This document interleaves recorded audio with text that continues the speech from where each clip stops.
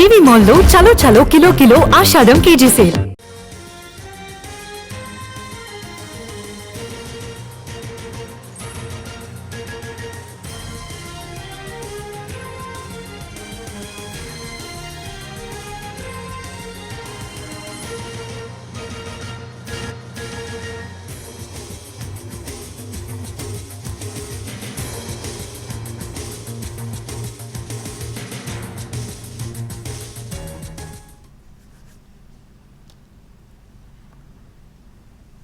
Betting apps కేసులో కాసేపట్లో విచారణకు హాజరు కానున్నారు నటి మంచు లక్ష్మి.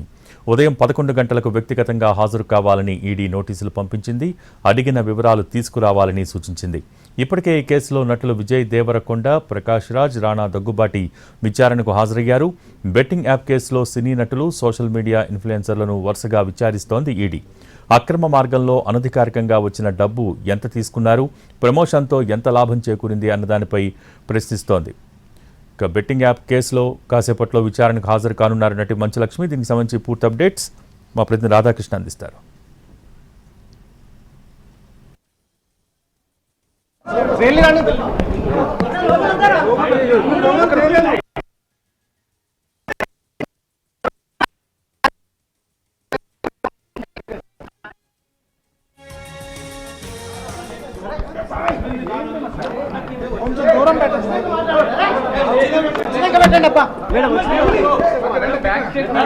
నా మీద తోస్తే మటుకు నేను ఊరుకోను. ఏంటిది?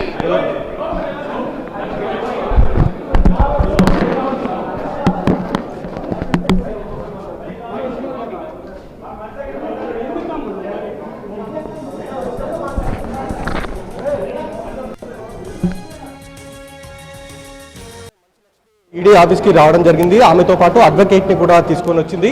అలాగే బ్యాంకుకి సంబంధించిన స్టేట్మెంట్స్ కూడా తన వెంట తీసుకొని రావడం జరిగింది. 11 గంటలకు రావాలంటూ గతంలోనే మంచు లక్ష్మికి ఈడీ అధికారులు నోటీసులు జారీ చేసిన నేపథ్యం చోటు చేసుకోవడం జరిగింది.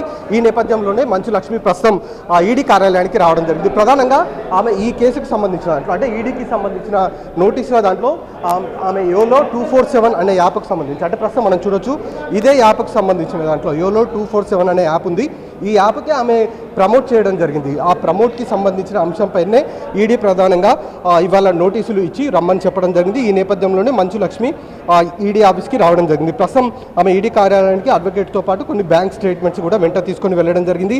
ఇందులో మనం చూడొచ్చు చాలా వరకు, అంటే ఇది గేమింగ్ యాపే కానీ బెట్టింగ్కి సంబంధించి చాలా వరకు ఇందులో అవకాశాలు ఉంటాయి. ఎందుకంటే ఇందులో ఇన్స్టెంట్ గేమ్స్ అని, అలాగే కెసినో కూడా ఉంది, ఇందులో హార్డ్ గేమ్స్ ఉన్నాయి, స్పోర్ట్స్, ఇలా రకరకాల గేమ్స్ ఇందులో మనకు కనబడుతుంటాయి. ఈ గేమ్స్ ఆధారంగా ఆమె ప్రమోట్ చేసింది యోలో 247 అనే యాప్ని.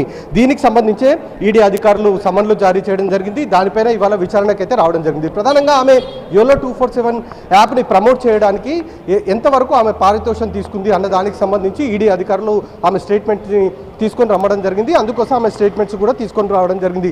ఇప్పటికే ఈడీ నోటీసులు జారీ చేసిన దాంట్లో ప్రకాష్ రాజ్తో పాటు విజయ్ దేవరకొండ, రాణా ముగ్గురు కూడా విచారణకు హాజరయ్యారు. ఒక్కొక్కరిని దాదాపు 4 గంటల వరకు కూడా విచారించిన పరిస్థితి చోటు చేసుకోవడం జరిగింది. ఇవాళ కూడా మంచు లక్ష్మిని అదేవిధంగా విచారించబోతున్నారు. ఆమెకు స్టేట్మెంట్ని కూడా ఎందుకు తీసుకొని రమ్మన్నారంటే యోలో 247 ప్రమోట్ చేసిన సమయం నుండి ఆ తర్వాత మరొక 2 ఏళ్ల వరకు ఆమెకు సంబంధించిన స్టేట్మెంట్లో ఒకవేళ పారితోషికం కనుక తీసుకుంటే ఏ రకంగా వీళ్ళు ఆ పారితోషికాన్ని తీసుకున్నారు, ఎందుకంటే ఈడీ ఎంటర్ అయ్యేదే ఫెమా నిబంధనలు ఉల్లంఘించినప్పుడు లేదా మనీ లాండరింగ్కు పాల్పడిన అంశం కాబట్టి అందులో భాగంగానే వీళ్ళ స్టేట్మెంట్ని తీసుకొని రమ్మన్నారు. వాటి ఆధారంగా మంచు లక్ష్మికి సంబంధించిన స్టేట్మెంట్ రికార్డ్ చేయబోతున్నారు ఈడీ అధికారులు. భోగి.